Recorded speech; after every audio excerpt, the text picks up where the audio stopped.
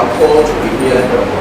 So that's all important exercise, even though the notice was short. In the early hours of yesterday, a cruel attempt to murder our parliamentary candidate for the constituency was made by two high assailants. But thanks to God and the intervention of some public-spirited individuals, the wicked intention of the attackers and their collaborators was foiled, and our candidate, Honorable Amankwah, escaped unhurt. As we have it, one of the attackers was apprehended and is now in the custody of the police, assisting in investigations. The other attacker managed to escape because he allegedly had a gun which he fired sporadically as he ran off. The NDC is horrified by this incident because this is alien to the Western region, and so we strongly urge the police to expedite action on it and get all those involved arrested to face the full effects of the law. Ladies and gentlemen of the media, we have a few weeks to the general elections. And so what could be the motive of the perpetrators of this attack? Even though the police is here to provide any useful pointer to the motive of the attackers, we are of the view that this was politically motivated, and our reasons are not far-fetched. The number one reason is that our parliamentary candidate, Honorable Amankwah, is winning the seat from the MP. The second is that since the incident, we have observed the frantic and shameless effort of some leading members of the MPP in this constituency to discount the seriousness of this matter, all in an attempt to aid the accused escape justice. For instance, a leading member of the MPP in this constituency has suggested that the man in custody is deranged, and so he ought to be released. Ladies and gentlemen, this statement cannot be dismissed as a joke. We take it very seriously, and so we call on the regional police command to ensure that they do a thorough job. Additionally, we also wish to appeal to the police to beef up security in the region as we approach election day. To our rank and file, we say let us take our personal security very seriously. Finally, we need to send a strong message to whoever has the mind to physically attack our members that they should have a second thought and desist from it, because we are wide awake and no amount of intimidation or attacks will move us away from our set goal of winning both the presidential and parliamentary elections in the region. Thank you very much for your attention. Thank you for the opportunity. We have a fateful day. That was yesterday's dawn, exactly 3 a.m. I heard an exchange of gunfire, so I was scared and I sat on my bed. I later heard my mom screaming on top of her voice, "Are you coming to film the home? Are you coming to film the home?" So I placed a call to the police and I was assured that they will be with me soon. I waited for some minutes, they didn't come, so I had my way out and I scaled over a wall to enter into an Amenfi Senior High campus. I was there in a minute time and the police arrived. I came back home with them when my boy, who is using the voice quarters, told me when he returned from our community engagement, he was feeling some stomach ache, so he couldn't sleep that night. He heard people saying that even the late Professor Moss was killed. Professor Moss was even killed. So who is Nico? We're gonna kill him tonight. And he also became scared. He had wanted to come out from his room, but he realized it was late in the night.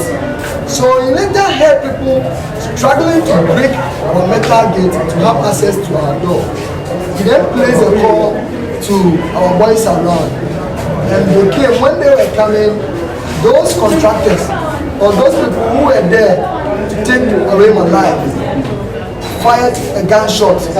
And fortunately for our people who were coming to my rescue, they were holding a gun, so they also fired back.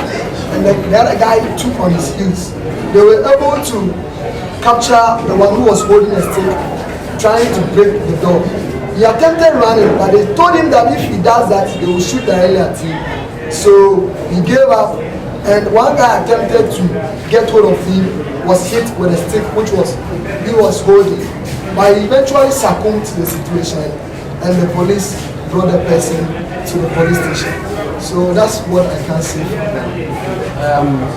Until the incident, do you know any of the people who are alleged to have been made the attempt to be life? Oh no, what I can say is, as our regional secretary rightly said, it is political motivated. Why do I say so?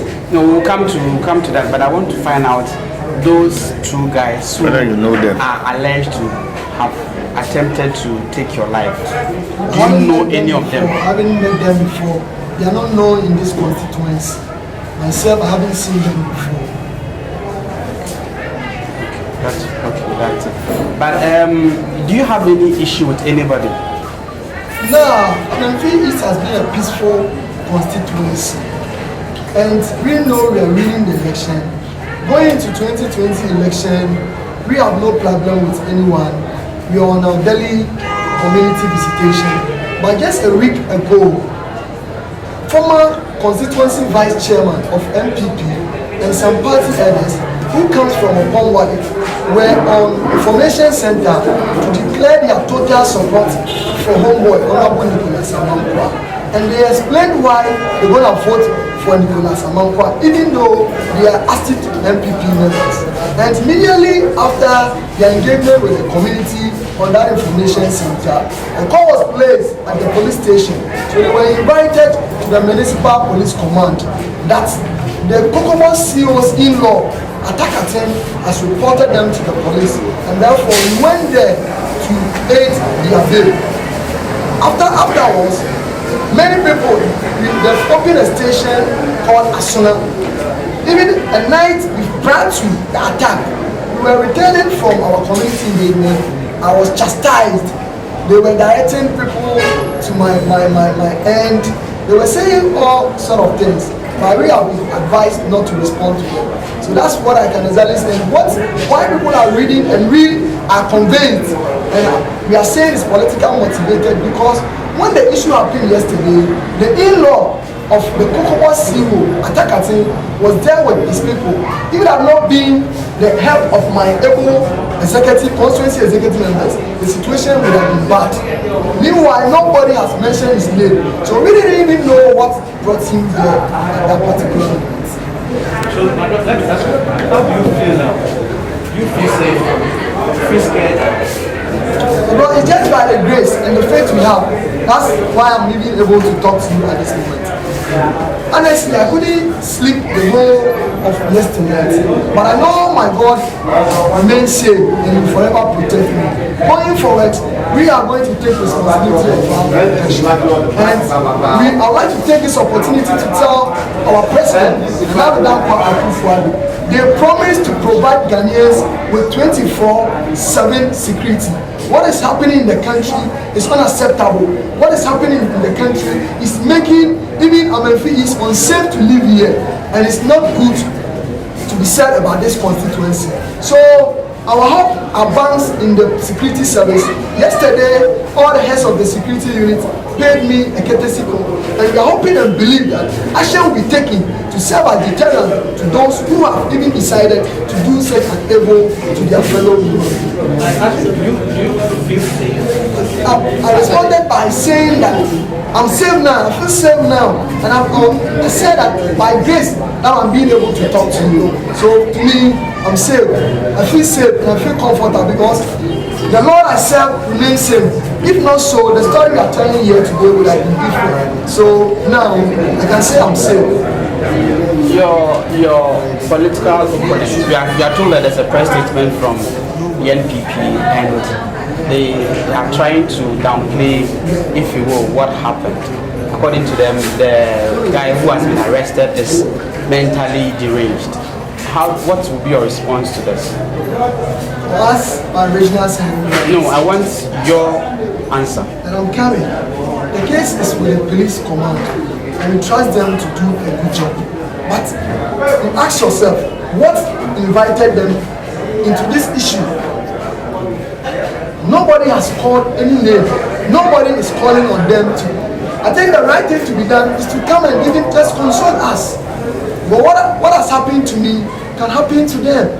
But this is what they are doing. And it's an indication that they are losing the election. It's an indication that what items, any money, whatever they are giving out is not going down to the people. They are ready to make a great change by voting for Nicole. So for now, we are hoping in the security service led by the municipal command to give us a better result. If not, we will, when we get to the river. I'm interested in the river. To what extent will you want to see this case travel? We want fairness. We want the perpetrators to brought into book. We want them to take action that will scare people or prevent people, even someone who is dreaming to do same stuff, to stop. Because in our body politics, it's not the best. So if nothing happens, what will you do? We are still waiting to hear from them.